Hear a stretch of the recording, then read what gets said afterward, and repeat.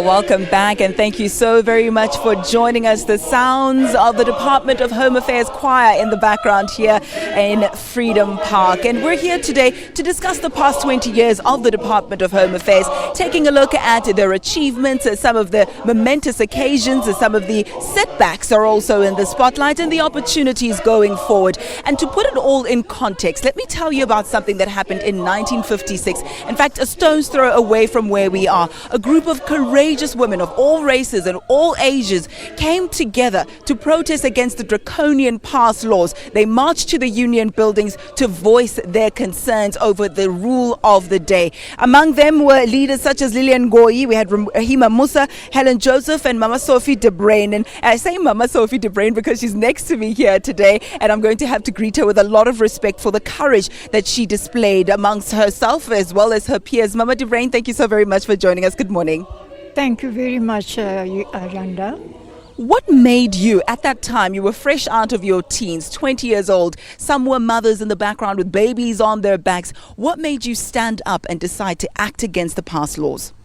Before I answer that, Ayanda, I heard you said that a group of women, and that's really an understatement because that was not a group of women, it was a multitude of women, it was an army of women, and those were the women that marched that day to the union buildings to voice their opposition and their disgust and their indignation against the Dom Pass, as it was called that day.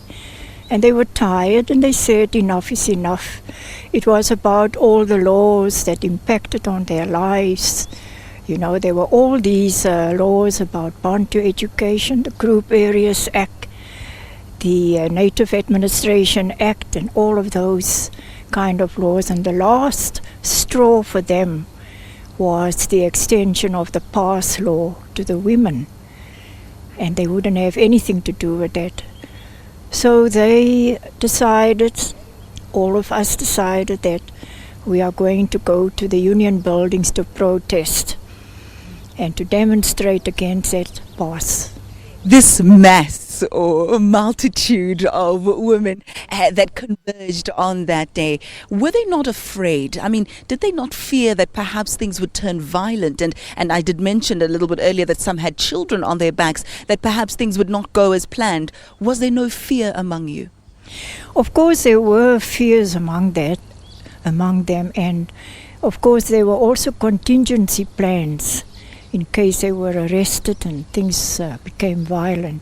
But you know, women, it's also known that there's safety in numbers, and they carried on disregarding their fears, putting their fears on hold. Even I myself were apprehensive, but you know, looking around and seeing all this crowd of women, this huge gathering, put a lot of courage into one. And so they were determined to meet up with Stridham.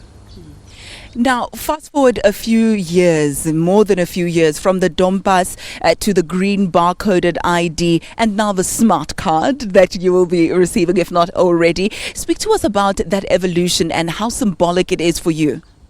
Yes, it's very symbolic to me because as being part of that great demonstration of that time against the Dom Pass, it shows that over the years, all of what we worked for came full circle.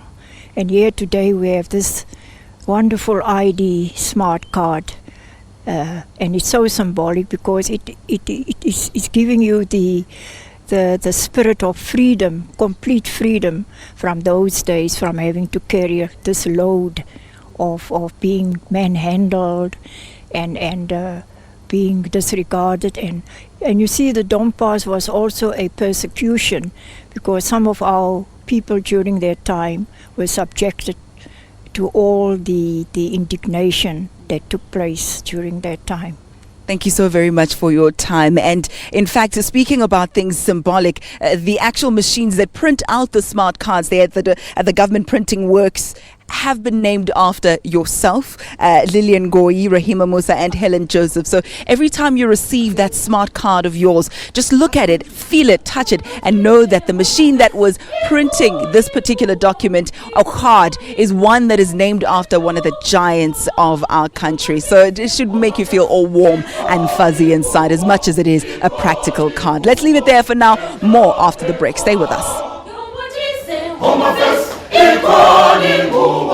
Ikoni ngubo, emhlophe qha.